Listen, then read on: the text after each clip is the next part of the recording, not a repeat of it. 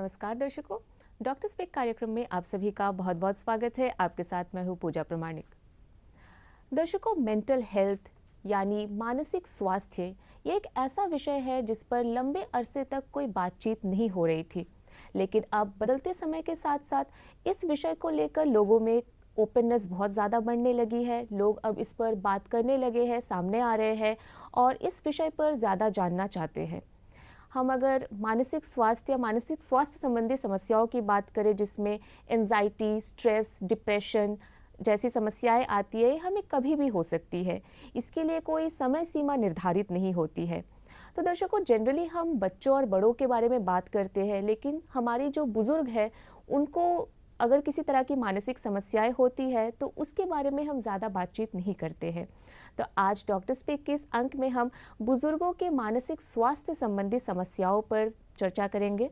आज का हमारा विषय रहेगा वृद्धावस्था में मानसिक स्वास्थ्य समस्याएं, और इस विषय पर हमसे बातचीत करने के लिए आज हमारे साथ हमारे स्टूडियो में जुड़े हैं डॉक्टर आनंद लिंगेश्वरन। आप एसोसिएट प्रोफेसर और साइकेट्री डिपार्टमेंट के एचओडी हैं और वर्तमान समय में जीबी पंत अस्पताल और एनिम्स में कार्यरत है। नमस्कार सर। नमस्ते। आपका हमारे आज के इस अंक में बहुत बहुत स्वागत है। Thank you. दर्शकों, कार्यक्रम को शुरू करने से पहले मैं आपको बता दूं कि ये हमारा लाइव फोन इन कार्यक्रम रहेगा। तो आप अगर इस विषय से संबंधित किसी भी तरह की कोई जानकारी लेना चाहते हैं, मन में कोई प्रश्न हो, तो आप हमें संपर्क कर सकते हैं। हमारा नंबर आपके स्क्रीन पर दिखाया जा रहा है। तो चलिए अब हम इस कार्यक्रम को शुरू करते हैं। तो सबसे पहले तो डॉक्टर आनंद, हम यही समझना चाहेंगे कि ये जो मानसिक स्वास्थ्य संबंधी जो समस्याएं हैं, क्या ये बुजुर्गों में आम होती है? ज़रूर। जो भी मन का समस्या जो छोटे उम्र में या उसके बाद हो सकता है, वो सब तरह की मानसिक समस्या बुज़ुर्ग में भी होता है जी। ऐसे कोई बीमारी नहीं है जो मन का मुश्किल जो बस छोटे उम्र में ही होता है और बाद में नहीं होता ऐसा। पर बुज़ुर्ग उम्र में बुढ़ापे में जो बीमारी होता है उसका अलग टाइप्स ऑफ बीमारी होता है जी। कॉमनली जो बीमारी अडल्ट एज में होता है, जैसे बीच में बुढ़ापे के पहले, वो बीमारी कभी कभी बुढ़ापे के पहले शुरू होकर बुढ़ापे के बाद भी वो कंटिन्यू हो सकता है। और ऐसे भी बीमारी है जो बुढ़ापे में ही शुरू होता है। तो ये दो तरह की बीमारियों में फ़र्क होता है उम्र के हिसाब से कि वो कब शुरू होता है। बुज़ुर्ग में उम्र में शुरू होता है या उसके पहले ही शुरू हो जाता है। जी। तो डॉक्टर, हम आपसे ये भी जानना चाहेंगे कि आज जो हम बुजुर्गों के बारे में बात कर रहे हैं, तो हमें बुजुर्ग किसे कहते हैं? किस आयु वर्ग के लोगों के ऊपर आज का हमारा जो चर्चा रहेगा वो केंद्रित रहेगा? यूजुअली 60 ईयर्स के ऊपर बुज़ुर्ग का डेफिनेशन, मतलब मेडिकल टर्म्स में बुज़ुर्ग वो उम्र से लेते हैं। और जो भी बीमारी उसके आगे आता है, उसके वो उम्र के बाद आता है, उसको बुज़ुर्गों का बीमारी जैसे बोलते हैं। अच्छा। तो डॉक्टर, जब हमें मानसिक समस्याएं, मानसिक स्वास्थ्य समस्याओं के बारे में बात करते हैं, तो किस तरह की समस्याओं के बारे में हम बात करते हैं? बुजुर्गों में मानसिक स्वास्थ्य संबंधी किस तरह के समस्याओं के होने की संभावनाएं बढ़ जाती है, उसके बारे में भी बताएं। आज मुझे बहुत इच्छा है कि दो तरह की बीमारियों के बारे में बात करने के लिए जो बुज़ुर्ग में होता है। जैसे मैंने पहले ही बोला, हर तरह की बीमारी हो सकता है, मानसिक बीमारी। पर इसमें बहुत अहम बीमारी बोलना है तो एक है डिमेंशिया या याददाश्त की बीमारी बोलते हैं। दूसरा है डिप्रेशन या मन की उदासी। सो ये दोनों बीमारी बहुत अहम बीमारी होता है जो बहुत लोगों को अफेक्ट करता है और उसके वास्ते बहुत दिक्कत भी होता है उनको ज़िंदगी में। अच्छा, तो आज ये जो दो बीमारियां, हम कहें दो समस्याओं के बारे में आप चर्चा करना चाहते हैं, इनको चयन करने की या चूज़ करने की कोई खास वजह है? डिप्रेशन और डिमेंशिया पर ही क्यों बात करना चाहते हैं? इसकी स्टेटस क्या है हमारे भारत में या कहीं हमारे विश्व में? अगर आप डिमेंशिया ले लेते हैं तो डिमेंशिया का पूरा दुनिया में उसका नंबर बहुत बढ़ रहा है जी। बहुत सालों से बढ़ रहा है। जैसे आप पहले शुरू में बताए थे कि लोग मन की बीमारी के बारे में उतना आगे आके बात नहीं करते हैं, तो डिमेंशिया के बारे में भी लोगों को उतना जानकारी नहीं है। पर लोग इतना समझते हैं, इतना जानते हैं कि जब कोई याददाश्त छूट जाता है तो वो कुछ ना कुछ मुश्किल है उनको, पर उनको ये मालूम नहीं होता कि वो भी एक तरह की बीमारी हो सकता है जिसका नाम है डिमेंशिया। जी। और हमारे कंट्री, हमारे देश में जो आंकड़े हैं वो बोलता है कि डिमेंशिया आसपास 8% के आसपास है रिसर्च के वास्ते।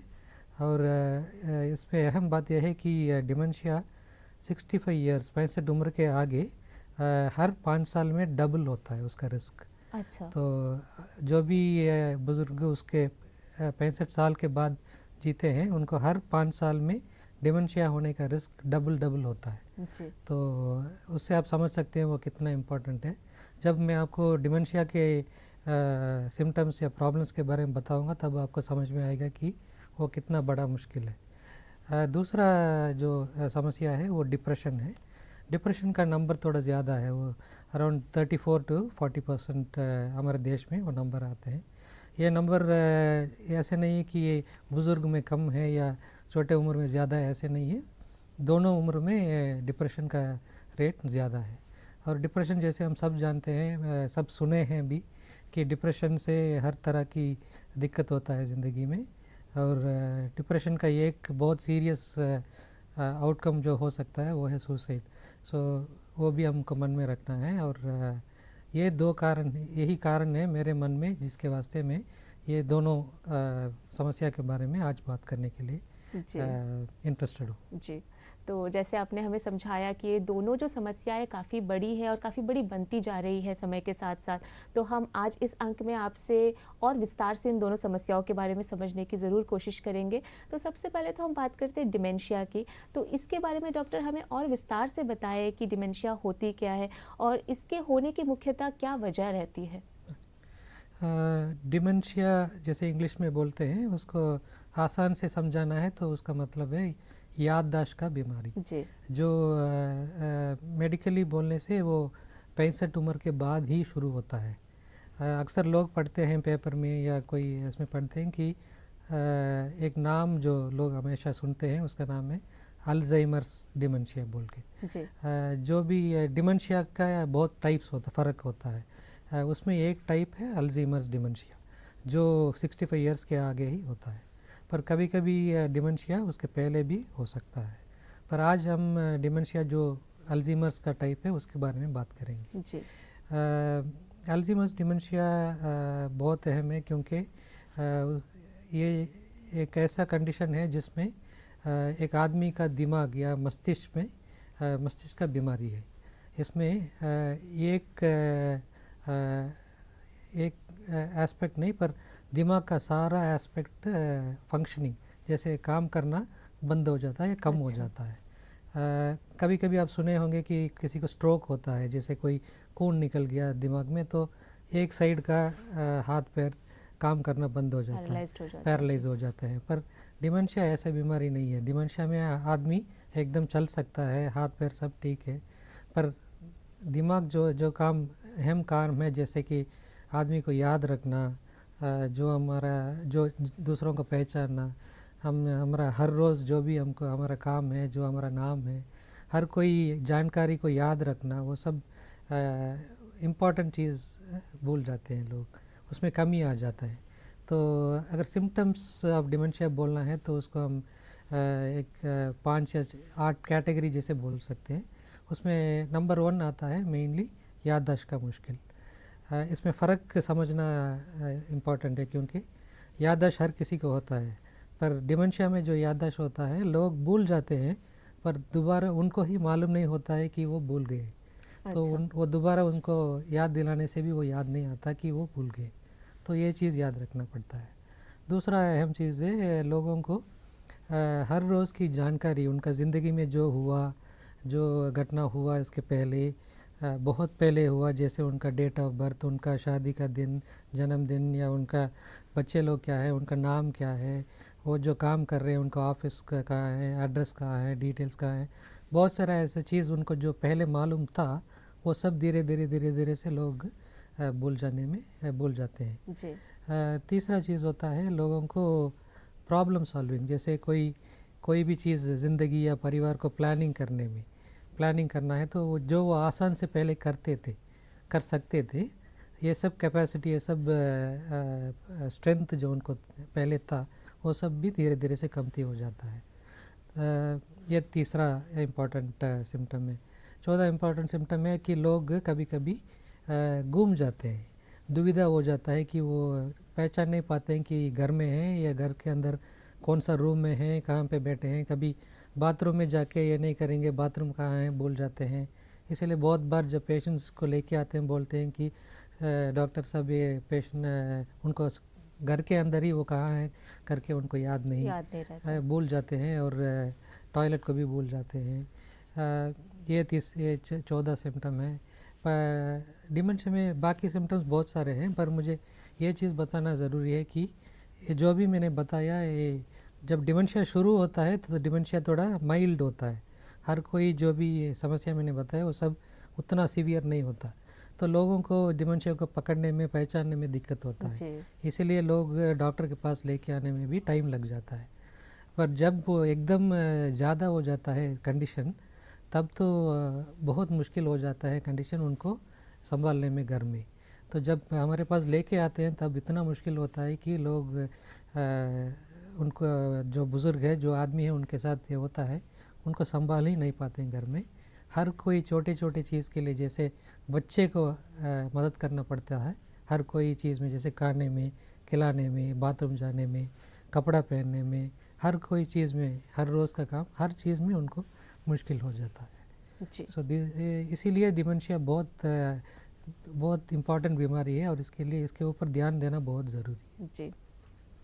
तो दर्शकों, आज हम एक बहुत ही अहम विषय पर बात कर रहे हैं। आज हम वृद्धावस्था में मानसिक स्वास्थ्य संबंधी किस किस तरह की समस्याएं हो सकती है, विशेषकर डिमेंशिया और डिप्रेशन पर बातचीत कर रहे हैं। तो अगर आपको किसी भी तरह की कोई भी संदेह या कोई भी प्रश्न हो तो आप हमें संपर्क कर सकते हैं। आपको हमारा फ़ोन नंबर जो है स्क्रीन पर लाइव दिखाया जा रहा है। तो सर, जैसे कि अभी आपने हमें बताया कि क्या क्या रीज़न्स हो सकते हैं, सिम्टम्स हो सकते हैं इसके, तो कई बार जैसे कि आपने जो सिम्टम्स बताया है उसमें जो है ये बड़ा स्वाभाविक सा ही होता है और हम इस तरह से सोचते हैं कि अब जो है उम्र बढ़ता जा रहा है तो ये सारी चीज़ें नॉर्मल है, हो रहा है, और इसको हम इग्नोर कर देते हैं या फिर नोटिस ही नहीं करते हैं। तो ऐसे क्या अलार्मिंग साइंस हमें देखकर ये समझना होगा कि ये जो है प्रॉब्लम अब बड़ा हो रहा है और हमें अभी जो है डॉक्टर की मदद या किसी की मदद लेने की आवश्यकता है? एक चीज़ जो आपने इसके ये क्वेश्चन के सवाल के जवाब देने के पहले आपने पूछा कि डिमेंशिया क्यों होता है। इसका कारण 90% इसका कारण जेनेटिक कारण है। अच्छा। बस 10% इसका कारण है जो पता करके उसको ठीक करने से डिमेंशिया भी ठीक हो सकता है। तो इतना ही सोच समझ है डिमेंशिया की कारण के बारे में जी। तो अभी तक उतना रिसर्च में डेवलपमेंट नहीं हुआ डिमेंशिया क्यों होता है करके। तो जो सवाल आप पूछे हैं कि सिम्टम्स ऑफ डिमेंशिया और व्यक्ति कब कैसे समझे कि ये प्रॉब्लम बढ़ रहा है। अर्ली साइंस जो आप पूछ रहे हैं, मतलब जैसे मैंने आपको समझाया हर सिम्टम के बाद में कि पहला सिम्टम है याददाश्त की मुश्किल। जो आदमी, हम भी कभी कभी भूल जाते हैं कोई चीज़, तो जो आदमी को डिमेंशिया होता है वो आदमी जो भूल जाते हैं उनको याद दिलाने से भी दोबारा उनको याद नहीं होता। तो अगर हम सोचें कि कौन सा ऐसा सिम्टम है जो डिमेंशिया के वास्ते बहुत पहले प्रेजेंट करेगा, वो है मेमोरी प्रॉब्लम्स जी। ओके, पर हम बहुत बार ऐसे सोच लेते हैं, जैसे आपने सही बोला कि ये उम्र के वास्ते है, पर उम्र के वास्ते उम्र ही एक कारण है डिमेंशिया आने के लिए। पर उसका मतलब ये नहीं कि हर कोई आदमी जो भूल जाता है उसको डिमेंशिया हो गया। पर जो आदमी भूल जाते हैं और उसको याद लेके आने में भी दिक्कत है, मुश्किल है, और बहुत इम्पॉर्टेंट चीज़ जैसे पैसा कहीं रख के भूल जाते हैं।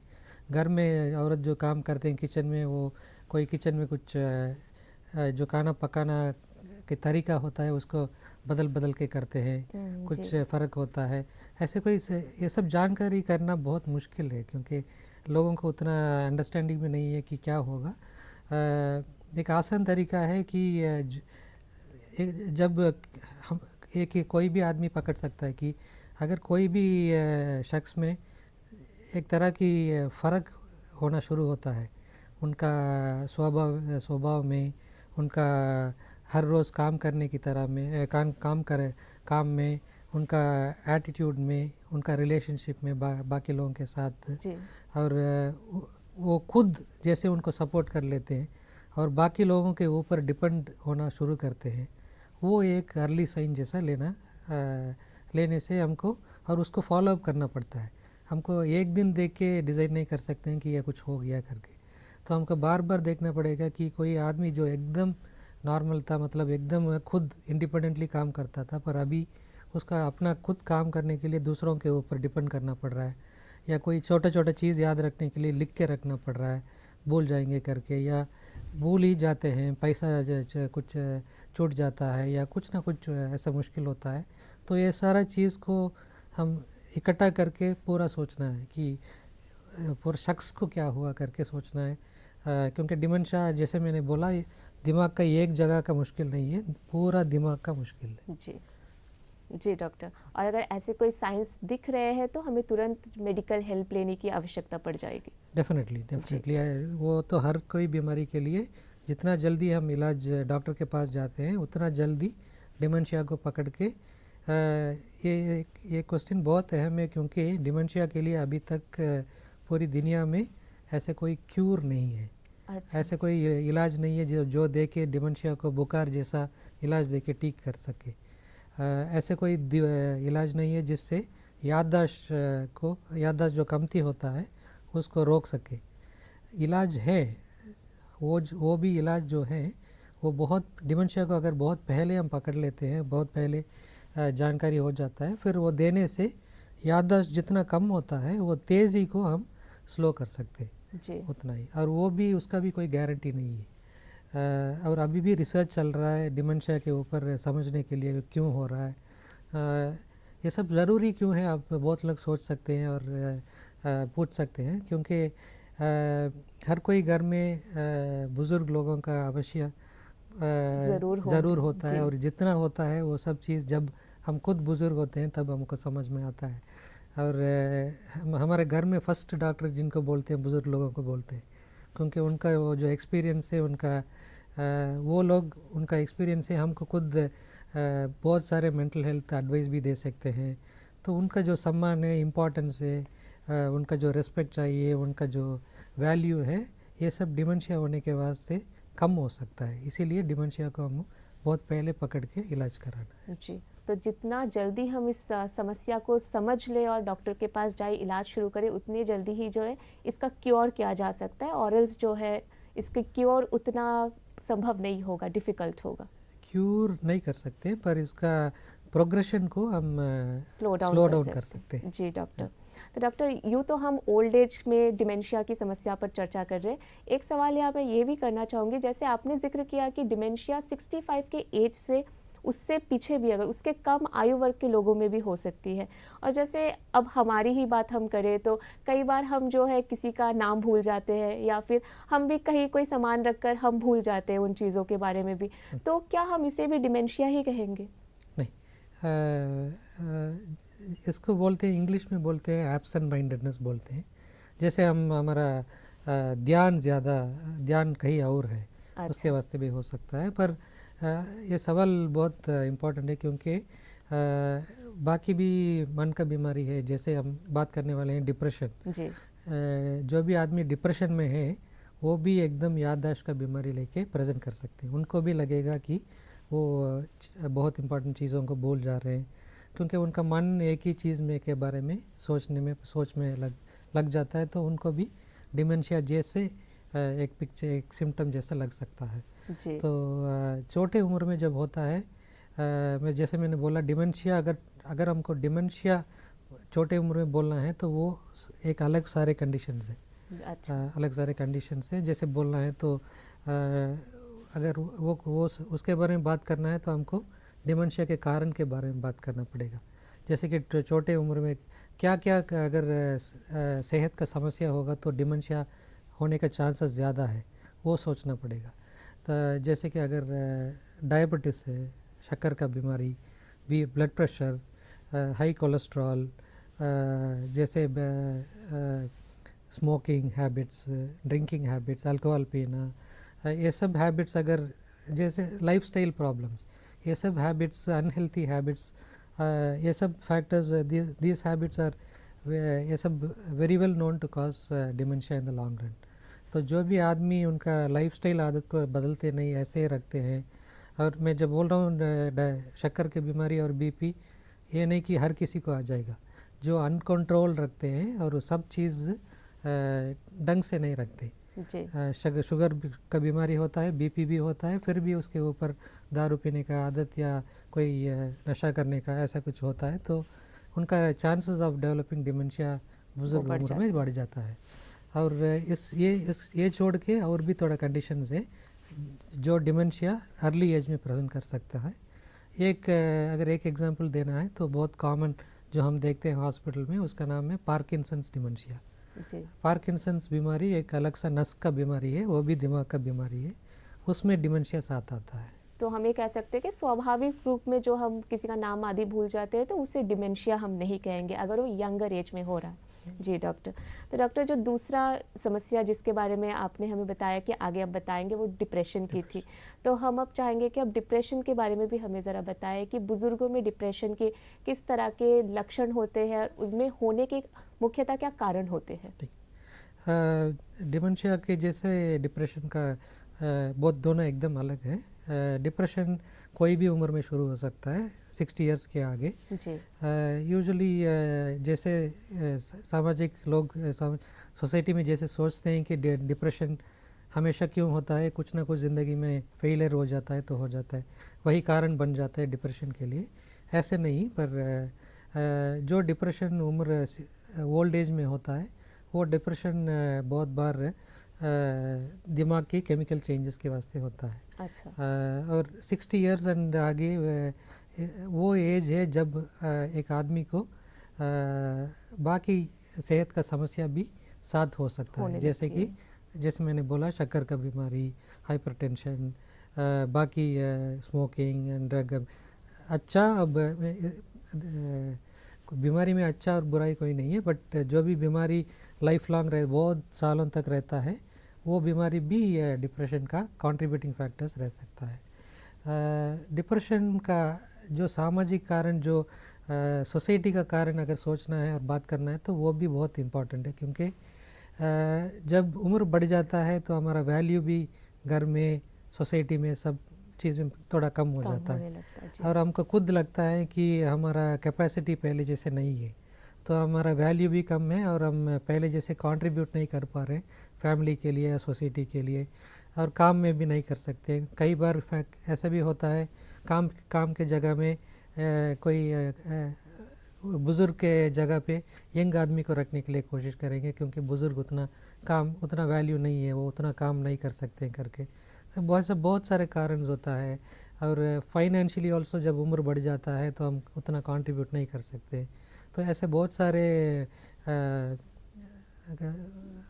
इनसिक्योरिटीज़ बोल सकते हैं इसको, सोच जो मन को आता है बुज़ुर्ग उम्र में, जो डिप्रेशन का एक बहुत बड़ा सामाजिक कारण हो सकता है। और इसका लक्षण देखने से इसमें कोई फ़र्क ही नहीं है, जो छोटे उम्र में होता है डिप्रेशन उसी तरह ये उम्र में भी होता है। अगर मेन लक्षण बोलना है तो मन का उदासी एटलीस्ट फॉर 2 वीक्स, 2 हफ्ते तक, ये 3 लक्षण है तो उसको हम डिप्रेशन बोलते हैं। पहला लक्षण है मन का उदासी, हमेशा उदास रहना, रोना, कभी खुशी एहसास नहीं करना। सेकेंड, जो हमको जो पसंद है, जैसे टीवी देखना, लोगों से बात करना, ये सब चीज़ जो हम मन पसंद में करते हैं, ये सब चीज़ में इंटरेस्ट कम हो जाना। और तीसरा चीज़ है बहुत वीक और टायर्ड फील करना, जो कोई भी छोटा मोटा काम हो, उठ के काम करना, इधर जाना उधर जाना, उसमें भी सुस्त लगना या टायर्ड लगना, ये तीनों बहुत अहम सिम्टम्स है जिसको लेके हम डिप्रेशन डायग्नोस करते हैं। जी, तो डॉक्टर आनंद, क्या अगर कोई बुजुर्ग व्यक्ति डिप्रेशन की स्थिति में हो तो उस स्थिति से उन्हें बाहर निकाला जा सकता है? डेफिनेटली है। डिमेंशिया जैसे नहीं है, पर डिप्रेशन के लिए अच्छा बात है कि treatments are available, and almost अगर पूरा पेशेंट भी कोऑपरेट करेगा, उनका परिवार भी कोऑपरेट करेगा, तो सही ढंग से करेंगे तो पूरा रिकवरी डिप्रेशन से हो सकता है। जी, तो डॉक्टर अब जाने से पहले हम चाहेंगे कि आप हमें ये बताते जाएँ कि कुछ हेल्थ टिप्स हमें देकर जाए कि किस तरह से हम जो है बुज़ुर्गों को हैप्पी रख सकते हैं और उनके जो मेंटल हेल्थ है उनको हम अच्छा रख सकते हैं। इसके किस तरह के टिप्स एंड ट्रिक्स होंगे? ठीक। पहले चीज़ जाने के पहले मैं सभी आइलैंड वासियों को नवरात्रि और दशहरे का शुभकामनाएं देने के लिए देना चाहता हूँ। टिप्स अगर बोलना है तो बुज़ुर्ग लोगों को हमको पहले सम्मान के साथ और जितना रेस्पेक्ट हम खुद को चाहते हैं उतना सम्मान के साथ उनको भी हम घर में रखें, उनके साथ उनको इम्पोर्टेंस दें और उनको आइसोलेट नहीं करें, कोई भी चीज़ से अलग ना करें। और जब हम छोटे हैं, बुज़ुर्ग होने के पहले अगर हमको ऐसे मुश्किल नहीं आना है तो हम लाइफस्टाइल चेंजेस को ज़रूर करना पड़ेगा।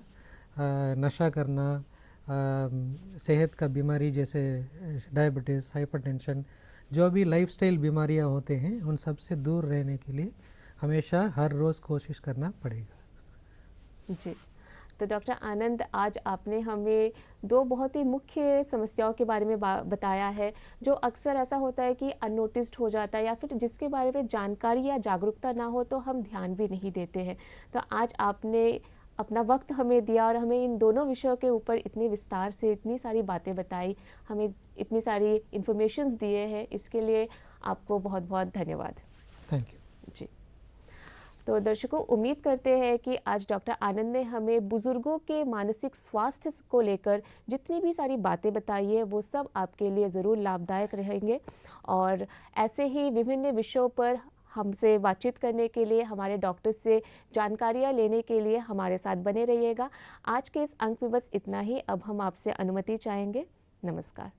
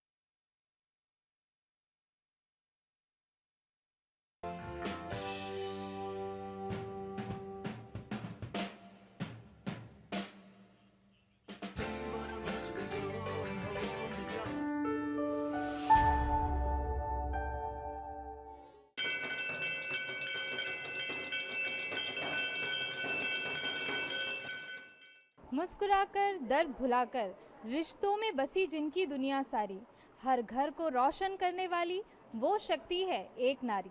जी हाँ दर्शकों, नारियाँ वो शक्ति हैं जो केवल घर को नहीं बल्कि पूरे संसार को रोशन करने की हिम्मत रखती हैं। तो दर्शकों, आप सभी का स्वागत है हमारे कार्यक्रम दशभुजा में, जहां हम आपकी मुलाकात ऐसे ही निपुण नारियों से करवाएंगे, ऐसे ही महिलाओं से कराएंगे जो कई कार्यों में निपुण हैं और साथ ही अपने घर का, अपने परिवार का भी ध्यान रखती हैं। आज हम मौजूद हैं डेयरी फार्म के सीतारामा टेम्पल में, जहां हमारे साथ कुछ ऐसी नारियां बैठी हैं जो अब आपके साथ बातचीत करेंगी। कई सारी हम इनके बारे में जानकारी लेंगे और देखेंगे कि ये क्या आपको बताती हैं, क्या अपने जीवन के बारे में हमारे साथ शेयर करती हैं। तो चलिए इनसे मिलते हैं।